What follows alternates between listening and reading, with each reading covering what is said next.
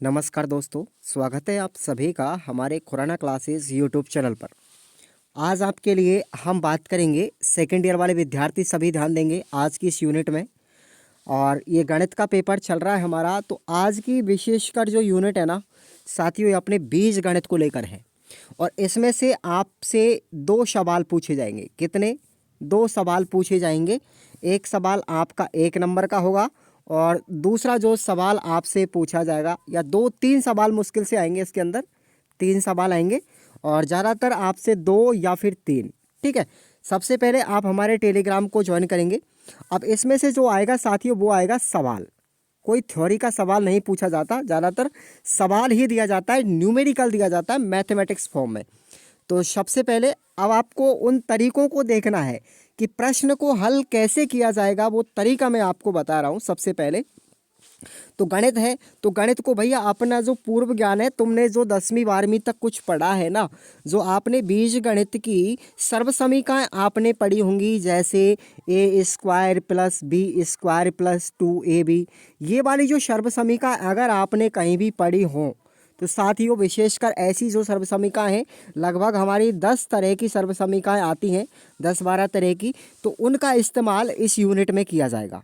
आपको घबराना नहीं है, चिंता मत कीजिए। मैं आपको उन सर्व समीकरणों को टेलीग्राम पे 10 सर्व समीकरण हैं, उनको एक बार दोबारा अपने जो 10वीं या 12वीं में पढ़ी होंगी ना, उनको फिर से आपके मस्तिष्क में रिवाइज करवा दूंगा। चिंता मत कीजिए, टेलीग्राम पे मैं आपको उसको लिख के डाल दूंगा 10 सर्व समीकरणों को, तो उनके आधार पर हमारे ये प्रश्न हल हो जाएंगे।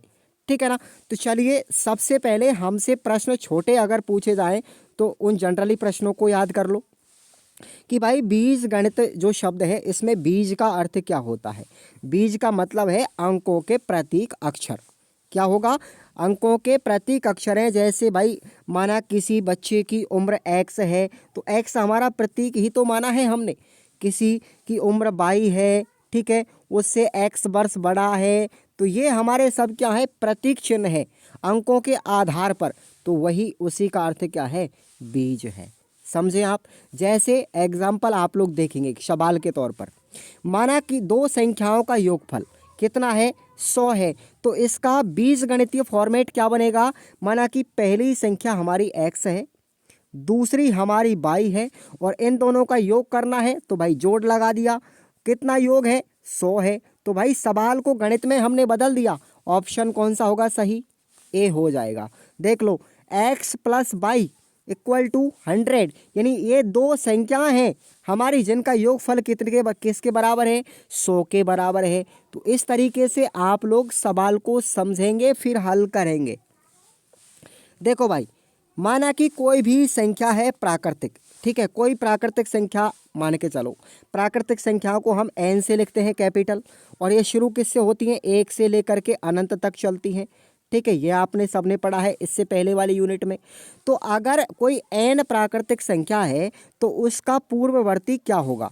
देखो, पूर्ववर्ती संख्या निकालने के लिए उस संख्या में से 1 घटा देते हैं। जैसे 4 का पूर्ववर्ती, 4 का पूर्ववर्ती कितना होता है? 3 होता है। तो 4 - 1, ऐसे ही n का पूर्ववर्ती -1 करेंगे तो क्या बन जाएगा? ये फॉर्मेट बन गया ना। अब n की जगह पे कोई भी प्राकृतिक संख्या हो सकती है, तो आंसर क्या बन गया? सी बन गया। पूर्ववर्ती संख्या निकालने के लिए दी गई संख्या में से 1 घटा देते हैं, 1 घटा देते हैं। ठीक है भाई। चलिए, अगला प्रश्न आपका क्या होगा? देखो, किसी भी एक समीकरण के अंदर एक सरल समीकरण होता है, उसके अंतर्गत अचर जो अज्ञात चर है, अज्ञात चरों की संख्या कितनी होती है? अज्ञात चर कितने होते हैं? तो ध्यान रखना आप लोग, आंसर होगा हमेशा 1। कितने अज्ञात चर होते हैं? 1 होता है। ठीक है ना, एक सरल समीकरण के अंतर्गत। ठीक है ना। चलिए, अगला प्रश्न। अब हमारे प्रश्नों की तरफ हम बढ़ेंगे, कैसे हल करेंगे उनको आप लोग देखते जाइए। मैं एक एक सवाल को समझा रहा हूँ। जैसे हमारा यहाँ पर दिया गया है कि भाई x/2 बराबर 1/2। इसमें x का मान क्या है? तो आप इनको क्या कर देंगे? वज्र गुना कर देंगे। क्या कर देंगे? वज्र गुना कर देंगे। और क्या बन जाएगा? 2x = 2। एक्स का मान क्या आ जाएगा बताओ भाई, 2 में 2 का भाग दे देंगे, आंसर क्या आएगा, 1 आएगा कि नहीं आएगा। तो इस तरीके से आप इनको निकालेंगे। सबसे पहले आप इनको वज्र गुना करेंगे, हमारा समीकरण बन जाएगा और हमारा आंसर आ जाएगा। ऐसे ही सवाल हमारा ये है, जैसे 4x बराबर 8 है, तो भाई 4x बराबर 8 है, x को इधर ही रखेंगे, 4 का 8 में भाग देंगे, आंसर हो जाएगा 2। ठीक है ना। इस तरीके से अगर आपने उम्र वगैरह वाले जो सवाल आपने पढ़े होंगे कि वर्तमान में यदि 3 बालकों की आयु का योगफल कितना है, x है, 3 बच्चों की आयु का x का है योगफल, तो 7 वर्ष पहले उनकी आयु कितनी होंगी। अब बच्चे कितने हैं, 3, बच्चे कितने हैं, 3। अब पूछा गया है 7 साल पहले, तो 7 साल पहले 7 तिया 21, क्या आंसर आएगा, ये वाला ऑप्शन क्या बन गया, सी बन गया भाई। बच्चे कितने हैं, 3 हैं, 3 बच्चों की बात की जा रही है भाई। प्रत्येक बच्चे की बात कर लो, ऐसे निकाल के देख लो आप भलाई। तो देखो बच्चा 3 है, प्रत्येक बच्चे की 7 वर्ष पहले की पूछी जाए तो इस तरीके से कर लो आप लोग, क्या दिक्कत है। बच्चे कितने हैं, 3 हैं, इस तरीके से कर लो आप। तो 7 तिया x माइनस 21। अगर पूर्व शब्द दिया गया है तो माइनस होगा, और बाद में शब्द दिया गया है तो आपका योग हो जाएगा। इस तरीके से आपको हल करना है। अब देखो इसमें एक सवाल और है, सजातीय व्यंजक कौन सा है। सजातीय पद की बात की गई है। सजातीय का मतलब होता है एक जैसे पद, यानी कि या तो सब एक्स एक्स के होने चाहिए, या सब बाई बाई होना चाहिए, या सभी जगह कुछ ऐसा होना चाहिए। तो देखो इसमें एक्स 5x², एक्स की घात कितनी है, मैक्सिमम 2 है, तो ये भी है एक। दूसरा है -3/2x², तो इसमें भी तो x² है कि नहीं, इसमें भी x² है, यहाँ पे भी x² है, यहाँ पर भी x² है, तो ये सजातीय हो गया। लेकिन यहाँ पे देखो आप, इसमें x है लेकिन बीच वाले में क्या है, 5x, केवल x का स्क्वायर नहीं है, इसलिए सजातीय नहीं है। यहाँ पे 3 घात हो गई। तो भैया पहचानना सीखो आप लोग इस चीज़ को, ठीक है ना। गणित है ये, कोई मामूली चीज़ नहीं है। ऐसे ही अपना ये वाला सवाल, अब इसको आप गुणा करो ना, पूरे को सवाल को हल करना है, फिर आंसर निकालो। जैसे भाई ये ब्रैकेट को 2 से गुणा कर लो, क्या बन गया, 8x + 10 बराबर 10, क्या बन गया ना पूरा वाला ये। तो अब इसमें क्या करना है, इसको मैं इधर लेके जाऊंगा ना, ये दोनों पक्षों में 10 10 बराबर है, ठीक है ना। तो इधर कर लो, क्या बन गया, 8x बराबर क्या बन गया, 0। अब x बराबर 0 में अगर मैं 8 का यहाँ पर भाग दे दूँ, आंसर क्या आएगा भाई, 0 ही तो आएगा, आंसर 0 बनेगा ना। किसी भी संख्या का अगर 0 में भाग देंगे 0 आएगा, अगर किसी संख्या में 0 का भाग दे दें तो अनंत आता है। ये कन्फ्यूजन आप लोग दूर कर लीजिए। ऐसे ही यहाँ पर है, ये वाला भी एक सवाल है। इसका सबसे पहले क्या करेंगे, लय से लेंगे। इसका आप लय से ले लो, क्या बन गया, 2x + 2 बराबर 4 बटे में है ना, तो इसको मैं 4 से गुना कर दूंगा, 16 बन गया, ठीक है ना, 16 बन गया ना ये वाला, और यहाँ प्लस है ही। अब इसको 2 को इधर ले जाएंगे तो कितना बचेगा, 2x बराबर 14, x का मान क्या बन गया भाई, 7 बन गया कि नहीं बन गया, आंसर हो गया ए वाला। ऐसे हल करो, गणित में कोई दिक्कत ही नहीं आएगी भाई। ऐसे ही समीकरण दिए गए हैं पूरी प्रश्नावली के अंदर, कोई ज़्यादा लफड़ा नहीं है। जैसे 5x + 6x है, प्लस 4 है, इधर x + 44 है, तो आप लोग देखो इधर 5 और 6 11x हो गए ना, समान चर हैं, +4 बराबर x + 44 बन गया ये समीकरण। इसको जोड़ दिया मैंने, 6 और 5 11x हो गए। अब इस x को इधर लाऊंगा, 4 को इधर ले जाऊंगा, कर दो भाई, क्या बच गया, 10x बच गया, उधर कितना बच गया, 40। बताओ x का मान कितना आएगा यहाँ पर, 10 चौके 40, आंसर क्या बनेगा, 4 बनेगा भाई, सीधा सा है। ऐसे ही इसको कर लो आप, x माइनस x/5 है, माइनस का चिन्ह है, 3/2 है, और बराबर में 1/2, ठीक है। अब करेंगे क्या, इसका पहले आप लय से ले लीजिए, इधर वाले पक्ष का पूरे का लय से लो। लय से आ गया हमारा 10, क्या बन गया, 10 बन गया, 10 है इधर, तो भैया क्या बनेगा, सीधा सीधा कर दो, मैं डायरेक्टली कर रहा हूँ इसको मैं डायरेक्टली कर रहा हूँ। 2x - 3 पंजो 15 बटे 10 इक्वल टू क्या बनेगा, 10/2। इधर 5 बन गया, ठीक है ना। इधर इस 10 को मैं उधर ले गया ना तो यहाँ से कट जाएगा। इधर 5 बन गया, इधर कितना बन गया 15, ठीक है। उधर हो गया 25, ठीक है ना। तो आंसर क्या बनेगा अभी थोड़ा देख लें आप लोग, इसको हल करो थोड़ा सा deeply. x/5 minus 3/2 equal to 1/2, ठीक है। समझो आप 10 आ गया नीचे इधर से लेके, इसको इधर किया तो कितना आ गया 2x माइनस 5 तिया 15 बराबर है हमारा 1/2, ठीक है। फिर इसको वज्र गुना कर दो, इसको वज्र गुना किया तो कितना बनेगा, फिर इधर आ गया हमारा 2x 15 दूना 30 इक्वल टू कितना बना 10, उधर बन गया, हो गया काम, 10 बन गया ना। तो इधर इसको ले जाओ, कितना बन गया 2x इक्वल टू 40, ठीक है ना। 40 बन गया ना, ये 40 इक्वल टू x बराबर कितना आएगा 20, 20 बना यहाँ पर, सॉरी शायद कुछ गलती हो गई है, 20 आना चाहिए इसका आंसर मेरे हिसाब से। देखो इसमें क्या दे रखा है 15वें क्वेश्चन में, ऑप्शन बी, तो इसमें 10 आएगा, सॉरी उधर बच जाएगा, ये प्लस का है माइनस बन जाएगा उधर जाके, ठीक है ना। तो आंसर हो गया 10। उसके बाद यहाँ पर ऐसे ही इसको हल करना है, इनको सॉल्व करते जाना इसी तरीके से, ठीक है। इसको आप देख लो आप लोग एक बार, x+22 और x+3 क्या हल होगा इसका, क्या समीकरण बनेगा। 18वें क्वेश्चन का आंसर आप लोग देख लीजिए, बताओ क्या बनेगा। देखो x² बनेगा प्लस x/y बनेगा, ठीक है ना, x² x/y। अब क्या बनेगा 3x बनेगा प्लस 3y बनेगा।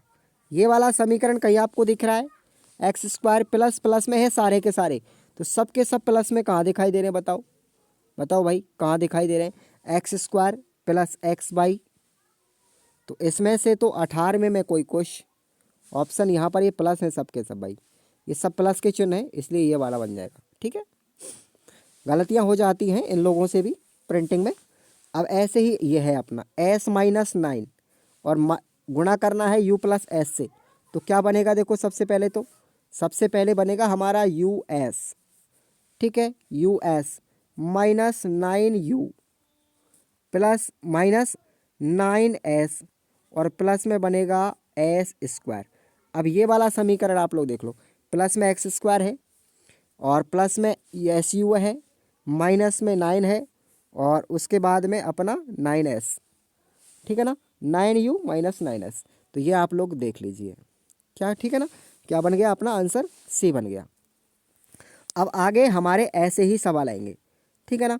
देखो बीजगणित क्या होता है, गणित अंक गणित का सामान्यीकरण ही बीजगणित है, अर्थात गणितीय कथनों को बीजगणितीय रूप में व्यक्त कर उनका संबंध देखना, विशेष स्थिति के लिए अज्ञात राशि का मान ज्ञात करना ही क्या कहलाता है, बीजगणित कहलाता है। ऐसे प्रश्न नहीं आएंगे आपसे, ज़्यादातर कम पूछे जाते हैं।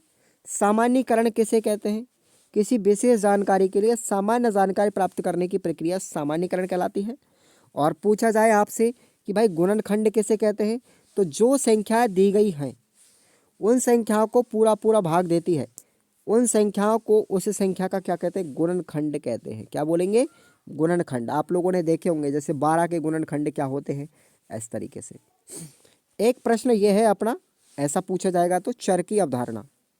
गणितीय कथनों को व्यक्त करने के लिए हम अंग्रेजी हिंदी अक्षर गणितों में प्रयोग करते हैं प्रतीकों का। इनमें अक्षर पूर्ण संख्या या प्राकृतिक संख्या के प्रतीक के रूप में इस्तेमाल किए जाते हैं। इनका मान स्थिर नहीं रहता, इनका मान हमेशा बदलता रहता है, इसलिए उनको बोलते हैं हम चर राशि। दो प्रकार की होती है राशि, एक तो चर होती है, एक अचर होती है, ठीक है। तो चर का अर्थ होता है वह वस्तु जो विचरण करती रहती है अर्थात बदलती रहती है और इसका मान हम कुछ भी मान सकते हैं, ठीक है ना। तो वह है हमारी चर राशि, ठीक है भाई। अब जैसे आपसे एक सवाल दिया गया है कि 3n + 7 = 25, इसको हल करना है, तो बहुत इजी है भाई, बहुत इजी है। क्या दिक्कत है इस सवाल को हल करने के लिए, भाई प्लस में है ना, ये प्लस में है कि नहीं है, 3n + 7 है, ये प्लस है, ये ध्यान रखना, बराबर 25। तो इस 7 को इधर ले जाओ, सीधा सा फंडा है, सीधा सा फंडा है कितना हो जाएगा, इधर 18 हो जाएगा। n का मान कितना आएगा, 6 आएगा यार। गणित है, कोई दिक्कत नहीं है, 6 आ गया। अगला सवाल ऐसे ही इसको हल करना है। जैसे 9k माइनस 8 बराबर 10, तो 9k है, 8 को इधर ले जाएंगे, 18 हो गया, पक्षांतरण किया, k का मान क्या आ गया, 2 आ गया। सिंपल है, ठीक है भाई। चलिए अगला बात, सवाल इसी तरीके से ये हो जाएगा, सेम एज प्रोसेस है सबकी। देखो पक्षांतरण करना ये वाली चीज़ सीख लेंगे ना आप लोग, कोई दिक्कत नहीं है। ये भी सवाल ऐसा ही है, अभी मैंने आपको जस्ट ऊपर करवाया था कि x प्लस बाई, इस प्रत्येक शब्द को देखो, पहले x से पूरे ब्रैकेट को गुणा करेंगे, फिर 3 से इस पूरे ब्रैकेट को गुणा करेंगे। तो कर लो आप। सबसे पहले देखो x से गुणा किया, x प्लस 3, ठीक है, क्या बना हमारा, एक्स स्क्वायर प्लस 3x। उसके बाद बाई से गुणा किया, पूरा ब्रैकेट, बाई से गुणा किया ये पूरा ब्रैकेट, तो क्या बना, एक्स बाई प्लस 3y। तो ऐसे सवाल हल करेंगे, ऐसे ही ये हो जाएगा सेम टू सेम, कोई डिफरेंट नहीं है यार। गणित बहुत इजी सब्जेक्ट है। देखो एक सवाल ये वाला बहुत कंफ्यूजन भी करेगा आपको। इसको कैसा, सिंपल है, p माइनस क्यू, ठीक है ना, और प्लस p प्लस क्यू, ये वाला। तो इसमें क्या दिक्कत है, अरे फॉर्मूला सीधा देखते ही लगा दो, ए माइनस बी गुणा ए प्लस बी, तो दिख गया सीधा, कहीं भी ये सर्वसमीका आपको याद रख लेनी है। आंसर बनेगा P square minus Q square. क्या बनेगा, P square minus Q square, answer आएगा भाई, सीधा सीधा है। हालांकि इतने बड़े झमेले में पढ़ेंगे बहुत लंबा हो जाएगा, ठीक है। चलिए अगला क्वेश्चन आप लोग देखेंगे, ऐसे ही इसको हल करेंगे, x square minus 9x plus 18। अब ऐसे गुणनखंड आपको याद करने हैं, इसके फैक्टर करने हैं कि भाई ये 9 है ना हमारा, ये माइनस में 9 है, इसको ऐसे टुकड़ों में तोड़ा जाए कि जोड़ दिया जाए ना, जोड़ दिया जाए तो 9x आ जाए, और गुणा कर दिया जाए तो 18x स्क्वायर आ जाए। इसको इस तरीके से फैक्टर करना है कि अगर जोड़ा जाए तो माइनस 9x आए, और गुणा कर दिया जाए तो क्या बनेगा, प्लस के 18x स्क्वायर आ जाए। तो भाई इसके फैक्टर हो रहे हैं 9 के, देखो आप फैक्टर हो रहे हैं माइनस के 3x और माइनस के 6x। जोड़ो आप, कितना आ रहा है, 9x आ रहा है कि नहीं, गुणा करो आप, कितना आ रहा है, 18x आ रहा है कि नहीं, एक्स स्क्वायर आ रहा है कि नहीं। तो इस तरीके से आप इसको फैक्टर कर दिया मैंने, ठीक है, तो ये बन गया। अब इसमें से कॉमन लेना सीखो आप लोग, इन पहले दो संख्याओं का ले लो, इसके बाद इन दोनों का ले लो, कोई दिक्कत नहीं है, चिन्ह वहीं की वहीं रहने दो। x कॉमन लिया इसमें से, तो x कॉमन लेने के बाद क्या बना, बताओ जल्दी से, एक्स स्क्वायर है ये, ध्यान रखना ये गलती हो रही है यहाँ से, एक्स स्क्वायर है ये। तो x कॉमन लिया, माइनस एक्स बच गया, ये बन गया। फिर माइनस का 6 कॉमन लिया, ठीक है, फिर x हुआ, फिर माइनस के 3 बन गया। अब देखो यहाँ पर x माइनस 3 कॉमन है, और इधर एक फैक्टर ये बन गया, ठीक है ना। तो क्या बन गया, x माइनस के 6 और फिर x माइनस के 3। बताओ ये फैक्टर बन गया ना पूरा का पूरा, ये आंसर निकल के आ जाएगा अपना। तो ऐसे सवालों को ऐसे हल करना है, ठीक है, तो कोई टेंशन वाली बात नहीं है। आगे हम बात कर लेते हैं, देखिए थोड़ा सा, अब आते हैं थोड़े और बड़े सवालों की तरफ, चिंता नहीं करना है किसी भी तरह की। देखिए ऐसा अगर सवाल आ जाए तो प्रत्येक संख्या को प्रत्येक व्यंजक से गुणा करना है, ठीक है ना। सबसे पहले इस पूरे ब्रैकेट से आपको 3x गुना करना है, फिर उसके बाद आता है 2y का गुना करना है, फिर इस पूरे वाले को, और जो समान संख्याएं आपको दिखाई दे रही है, समान क्वांटिटी, उनको आपस में जोड़ देंगे। दिक्कत क्या आ रही है, टेंशन खत्म, है ना। तो थोड़े लंबे सवाल हैं लेकिन सिंपल भी है। ये बीजगणित इतना सीधा यूनिट है कि आप इसको आसानी से हल भी कर सकते हो। अब इसको देख लो ना एक बार, ए स्क्वायर प्लस 1/a² बराबर 66, इंपॉर्टेंट क्वेश्चन है ये, और ये क्वेश्चन रेलवे में कई बार पूछे गए हैं। a माइनस 1/a का मान क्या होगा। तो देखो सबसे पहले समीकरण लिखा, अब इसमें करना क्या, एक सर्वसमीका बनानी है हमको इसके अंदर। इसमें मैंने दोनों तरफ क्या किया, इस समीकरण में -2 कर दिया दोनों तरफ, क्या कर दिया, दोनों तरफ, तो हमारा ये बन गया। और बनने के बाद अब देखिए आप लोग, बनने के बाद हो क्या रहा है, कुछ परिवर्तन हुआ कि नहीं, कुछ परिवर्तन हो रहा है कि नहीं, बिल्कुल, ये तो रह जाएगा 64, ठीक है। और ये क्या बन गया भाई, ये क्या बन गया, देखो ए स्क्वायर, ये देखो आप लोग पूरा पूरा डिफाइन हो रहा है, यहाँ पर डिफाइन हो रहा है कि नहीं हो रहा है, देख लो आप लोग। तो ये बन गया अपना वाला, ये वाला। अब इसमें क्या किया कि ए स्क्वायर प्लस 1/a² माइनस 2 तो है ही। अब मैंने क्या किया है कि ए को ए से गुणा कर दिया और ए का भाग दे दिया। कोई फर्क तो नहीं पड़ रहा है समीकरण पे, देख लो। इसको हटाने के बाद इस पे कोई समीकरण पे फर्क नहीं पड़ रहा ना। लेकिन मैंने सर्वसमीका बनाने के लिए यहाँ पर ए से ऊपर नीचे भाग भी दे दिया, ताकि एक सर्वसमीका बन के आई थी ये वाली। क्या बन के आई थी? ये वाली बन के आई थी। क्योंकि ये क्या होता है, a माइनस बी, ये पूरे को b मान लो आप लोग। क्या मानेंगे? b मान के चलो। तो a माइनस बी का होल स्क्वायर क्या बनता है? a² minus 2ab plus b²। एक सर्वसमीका से मैच कर रहा है ये, ध्यान रखना। a² plus b² minus 2ab, तो क्या मैच करा? इससे मैच कर रहा है, इसलिए मैंने लिखा था इसको a माइनस बी का होल स्क्वायर। बन गया कि नहीं बन गया? और b की जगह यहाँ पर क्या है? 1/a है। तो बड़ा पता क्या बन गया भाई? अब इधर भी होल स्क्वायर है, इधर भी होल स्क्वायर है। 8 का भी 64 का मैंने वर्गमूल कर दिया। मान क्या निकालना? मुझे तो केवल 1a माइनस 1/a चाहिए भाई। ये तो इसका स्क्वायर है, इस स्क्वायर को मैंने 64 पे चढ़ा दिया, तो क्या बन गया? 8 बन गया। तो आंसर क्या निकल गया? a minus 1/a 8।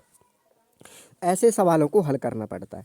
तो इसमें कोई समस्या वाली बात नहीं है। गणित आप लोग शुरू से पढ़ते आए होंगे ना, तो इसी तरीके से आपको हल करना है, ठीक है ना। गणित बहुत ईजी है। जब मैं आपको रीट में जब कभी गणित पढ़ाऊंगा ना, तो थोड़ा समझाऊंगा वो विस्तार से भी उसके अंदर, तब आपको अच्छा मजा आएगा रीट में, ठीक है। कोई टेंशन मत लो, गणित बहुत इजी सब्जेक्ट है। गणित मेरा भी सबसे फेवरेट सब्जेक्ट है, और मैं वही बंदा हूँ जिसमें मैंने 10th में मेरे गणित में 100 में से 100 थे, और 12th में भी मेरे गणित में से 100 में से 100 दे।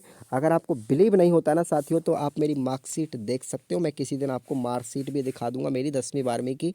तो इसका मतलब ये समझ लीजिए कि आपको मैं गणित तो ना इतनी शानदार तरीके से पढ़ाने की कोशिश करूँगा कि आपके दिमाग में सीधा ही बैठेगा। हालाँकि मेरा यहाँ पे उद्देश्य ये नहीं है कि आपको गणित यहाँ पढ़ाऊँ, सिर्फ ये आपको थोड़ा थोड़ा मोटा चीज़ बता रहा हूँ। लेकिन जब गणित पढ़ने का टाइम आएगा हमारा रीट के अंदर, तो आपको गणित कहीं भी भटकने की ज़रूरत नहीं पड़ेगी गणित के लिए, ठीक है ना। और आप लोग, मैंने लिख लिख कर भी आपको चीज़ें समझाई है किसके अंदर? ऐप के अंदर। तो वहाँ पे भी थोड़ा सा आप लोग ध्यान से पढ़ लेना, ऐप में कोर्स को ज्वाइन करना। और 109 रुपये ले रहा हूँ, कोई ज़्यादा बड़ी चीज़ नहीं है। लोग लाखों रुपए खर्च कर देते हैं एसटीसी के चक्कर में, लेकिन फिर भी कभी कभी बैक भी लग जाती है। तो आपको बैक का काम नहीं करना है, मेहनत करनी है, पढ़ाई करनी है, और मेरे साथ जुड़ना है बस। धन्यवाद।